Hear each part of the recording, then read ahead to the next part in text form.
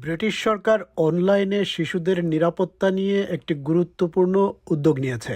২ March সোমবার থেকে শুরু হয়েছে একটি জনপরামর্শ কার্যক্রম, যেখানে সাধারণ মানুষ মতামত জানাতে পারবেন শিশুরা কিভাবে সোশ্যাল মিডিয়া, গেমিং প্ল্যাটফর্ম এবং এআই চ্যাটবট ব্যবহার করবে এবং তাদের সুরক্ষা কিভাবে নিশ্চিত করা যায়।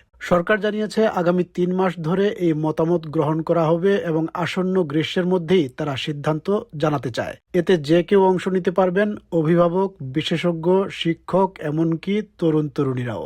এই উদ্যোগের পেছনে রয়েছে শিশুদের অনলাইনে নিরাপত্তা নিয়ে বাড়তে থাকা উদ্বেগ।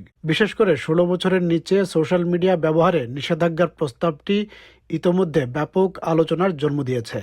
তবে এটি একমাত্র প্রস্তাব নয়, আরও ভাবা হচ্ছে সোশ্যাল নেটওয়ার্কে রাতের বেলা কারফিউ আরোপ করা যায় কিনা, কিংবা চ্যাট জিপিটির মতো এআই চ্যাটবটে কিশোরীদের প্রবেশাধিকার সীমিত করা যায় কিনা। টিনেজারদের মতামতেও এক্ষেত্রে বিভক্তি দেখা যায়।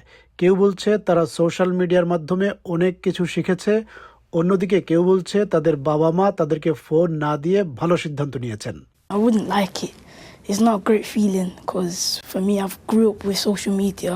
The things on it like dances, different types of food, like sports. It's things you like. Yeah, for it to go for under 16s, it's just going to be wild, isn't it? People under 16, their way of like knowing about the world is like by using social media. As a 13-year-old, I feel like I've learned most of the things that I've learned through social media. So my parents never gave me a phone. So personally, in my opinion, I think it's actually good because the more you scroll, it's like melting your brain. It's like kind of like ice creams, and it actually lowers your self-esteem. এরই মধ্যে অভিভাবক ও বিভিন্ন campaigning সংগঠনের পক্ষ থেকে কঠোর নিয়ন্ত্রণের দাবি জোরালো হয়েছে। অনলাইন সেফটি অ্যাক্ট প্ল্যাটফর্মগুলোকে ব্যবহারকারীদের বয়স যাচাই করতে বাধ্য করেছে, কিন্তু সমালোচকদের মতে এটি এখনও যথেষ্ট কার্যকর নয়।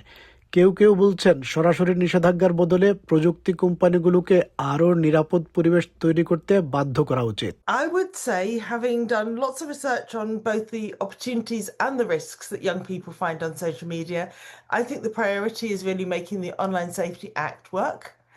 And together with the Digital Services Act, which is also, happening in parallel, what everyone wants to see is better safety from big tech companies, and then children could express themselves and connect online as they want to.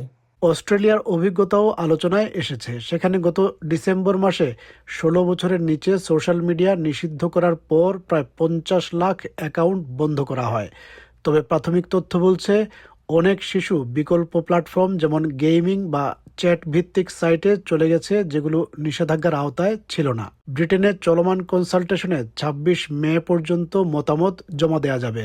সরকার বলছে তারা দ্রুত সিদ্ধান্ত নেবে এবং বছরের পর বছর অপেক্ষা না করে কয়েক মাসের মধ্যেই প্রয়োজনীয় পরিবর্তন আনতে চায়।